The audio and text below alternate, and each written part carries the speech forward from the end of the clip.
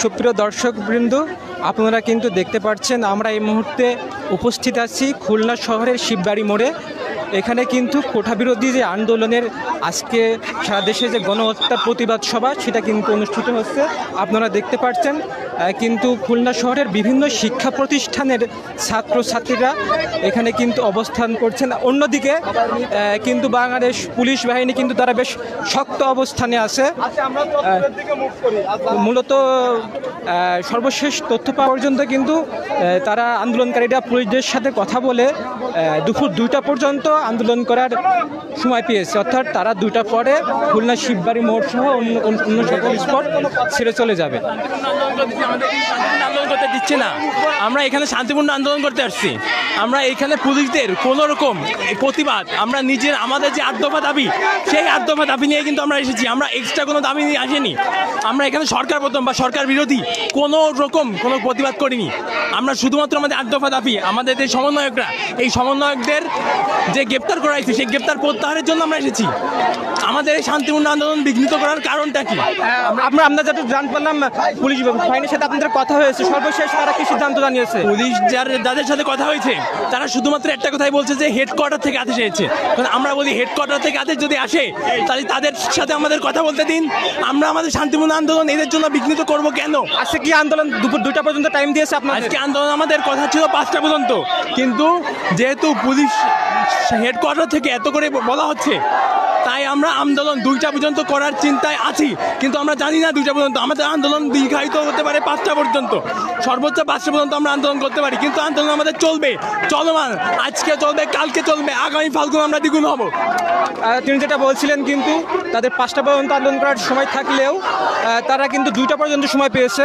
এবং আপনারা কিন্তু দেখতে পাচ্ছেন এইদিকে বেশ শিক্ষার্থীরা কিন্তু বেশ উত্তেজিত অবস্থায় আছে। অন্যদিকে বাংলাদেশ পুলিশ বাহিনী কিন্তু তারা বেশ কঠোর অবস্থানে এবং পরিবেশ নিয়ন্ত্রণ করার বেশ চেষ্টায় আছে।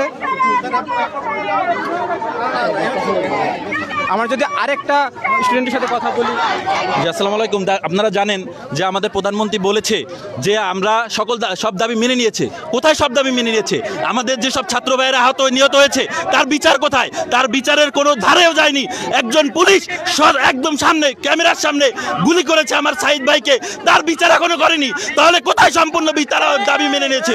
কোনো দাবি এই সরকার মেনে নেয়নি।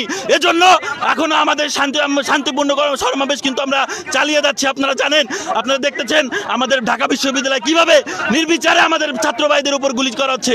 আমরা আরো বলতে চাই, সারা বাংলাদেশে কিন্তু আরো বেশি বেগবান হবে আন্দোলন যদি আমাদের ছাত্র ভাইদের উপর অন্যায় অবিচারভাবে গুলি চালানো হয়। আমরা বলতে চাই আমাদের দাবি যেগুলো আছে 9 দফা, আপনারা সেই 9 দফা মেনে নেন। আপনারা আমাদেরকে দেখান যারা আমাদের হত্যা করেছে তাদের বিচার করেন। এই বিচারের আয়তন আপনারা স্পষ্টভাবে করেন, কিন্তু আপনারা শুধু দেখেন। আপনাদের সর্বশেষ দাবি কি? আমাদের 9টি দাবি আছে। সেই 9টি দাবির মধ্যে একটা দাবি যেটা কোটা সংস্কারের সেটা আপনারা দেখেছেন সরকার মেনেছে যে 7% দিয়েছে সাধারণ ইসের জন্য কোটায়, কিন্তু 93% সাধারণ শিক্ষার্থীদের জন্য। কিন্তু এখন এই যে আমাদের 150+ যেটা আপনারা গণমাধ্যমে দেখছেন, 150+ শিক্ষার্থী, 200+, সেখানে এত শিক্ষার্থী মারা গেছে, এর বিচার কোথায়? আমার সাহিদ ভাইয়ের গুলি হয়েছে, এর বিচার কোথায়? সব প্রকাশ্যে ভিডিও দেখতেছেন, এর কোনো বিচার হয়নি। 9টি আমাদের যে দাবি শুধুমাত্র একটা কোটা, এখন আমরা কোটা দিয়ে কি করবো?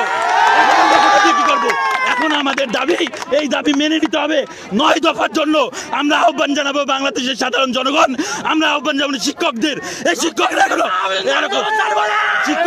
এখনো বসে আছে? শিক্ষকরা কেন এখনো ঘরে বসে আছে? ছাত্রদের উপর গুলি চলে, সেই শিক্ষকরা কেন এখনো ঘরে বসে আছে? সবাই নামেন। আপনারা যতটুকু দেখছিলেন কিন্তু তারা কিন্তু 9টি দাবি নিয়ে মূলত এখানে উপস্থিত হয়েছে। কিন্তু আমি যতটুকু জানি খুলনাতে কিন্তু বাংলাদেশ পুলিশ বাহিনী বেশ শান্তিপূর্ণ অবস্থানে কিন্তু তারা আছেন।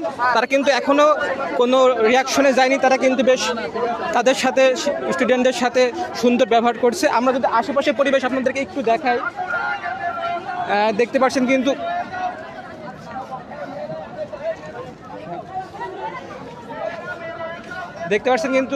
চারিদিকে কিন্তু শিক্ষার্থীদেরকে কিন্তু চারিদিকে কিন্তু পুলিশ বাহিনী খুব কঠোর এবং নিরাপত্তা দিয়ে অবস্থান করছে। অর্থাৎ খুলনাতে কিন্তু এখন পর্যন্ত, অর্থাৎ আন্দোলনের শুরু থেকে আজ পর্যন্ত কোনো সহিংসতার ঘটনা দেখা যায়নি। এদিকে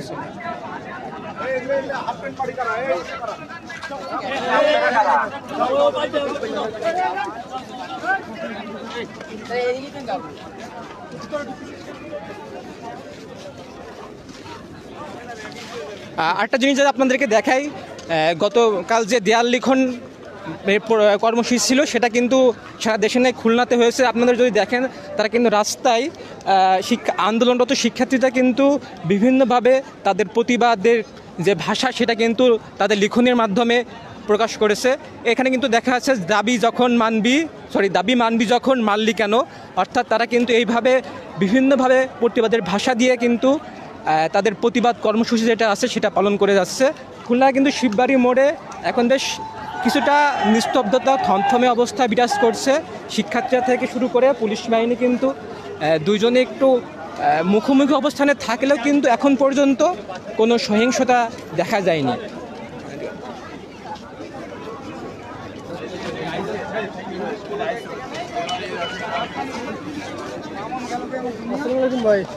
ফোন ধরা তো টাইম এখন।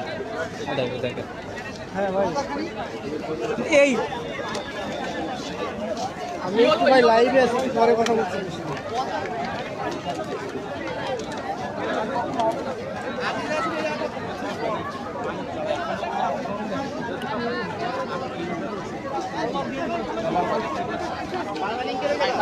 আমরা যদি আপনাদের আরেকটু আন্দোলনের মুখবিদ্ধ দেখানোর চেষ্টা করি, বা একটু সাইড দিবেন যদি ভাই।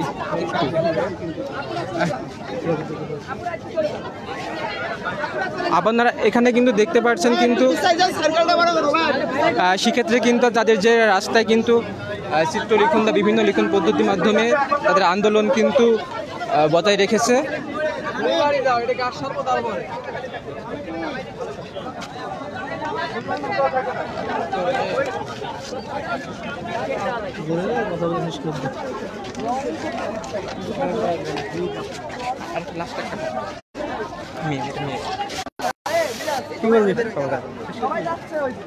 আপনারাও যাইতে পারবেন।